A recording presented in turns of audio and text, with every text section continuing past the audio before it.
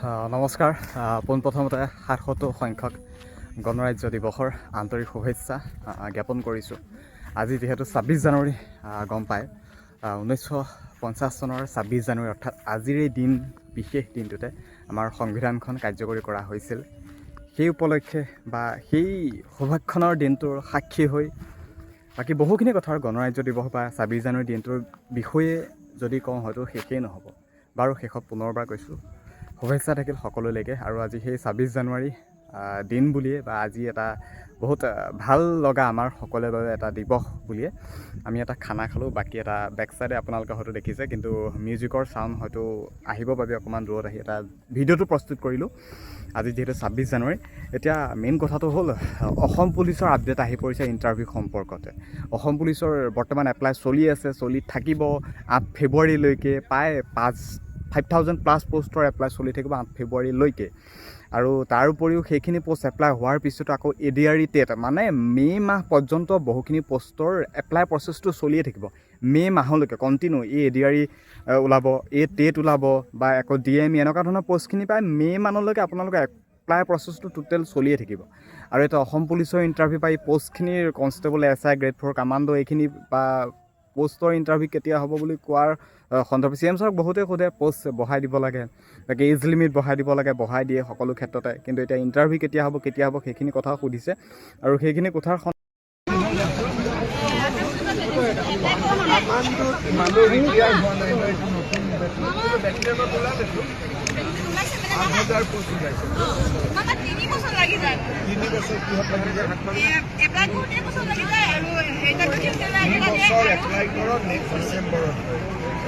মামা এটা ফটো বস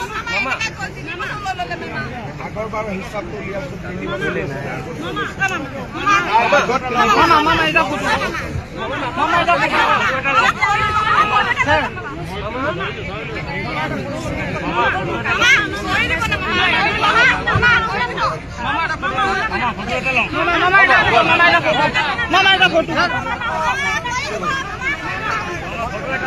राजा है, राजा तो राजा जैसा रहना पड़ेगा ना।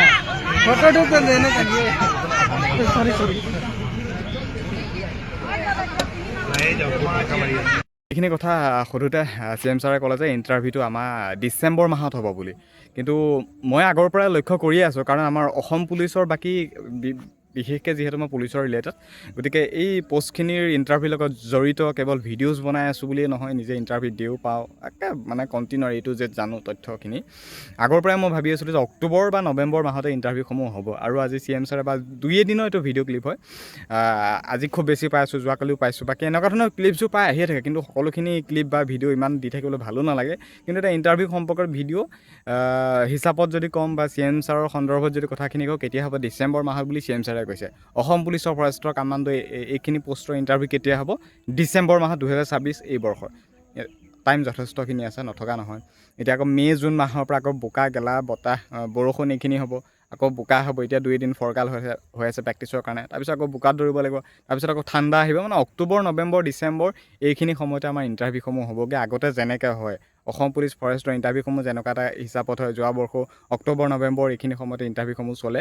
আৰু এইবাৰো তেনেকুৱাই হ'বগৈ যে আমাৰ ইণ্টাৰভিউটো হ'ব ডিচেম্বৰ মাহত, CM ছাৰে কৈছে। আৰু এতিয়া এপ্ৰিল মে'ত জানে ইলেকশ্যন চলিব, ইলেকশ্যনৰ পিছত আকৌ মই কৈছোঁ যে মে' মাহলৈকে টোটেল বহুখিনি পষ্ট এপ্লাইৰ প্ৰচেছ চলিয়ে থাকিব। মানে গোটেইখিনি কমপ্লিট হওঁতে টাইম লাগিব। আৰু সেই গোটেইখিনি কমপ্লিট হোৱাতে হয়তো আকৌ প্ৰায় 20,000মান হয়তো এটা নিযুক্তি পাতি দিবগৈ। ADRE টেট ফৰেষ্ট বা এইখিনি মিলি টোটেল এটা এতিয়া যেনেকৈ 35,000 50,000 এটা নিযুক্তি তেওঁলোকে কমপ্লিট কৰিছে, ঠিক তেনেকৈ আকৌ অহা বৰ্ষত 27 মানলৈ টোটেল এইখিনি পষ্ট এপ্লাই হোৱা পষ্টখিনি বা ইণ্টাৰভিউ হোৱা লগত গোটেইখিনি একলগ কৰি হয়তো মানে 20,000মান এটা নিযুক্তি হ'ব। গতিকে সেইখিনি হয়তো মানে তোমালোকৰ ডিচেম্বৰ মাহৰ পৰাই ইণ্টাৰভিউ হোৱা আৰম্ভ হৈ যাব। আৰু বাকী গোটেইখিনি পষ্টৰ এপ্লাইৰ প্ৰচেছটো মে' মাহলৈকে চলিয়ে থাকিব।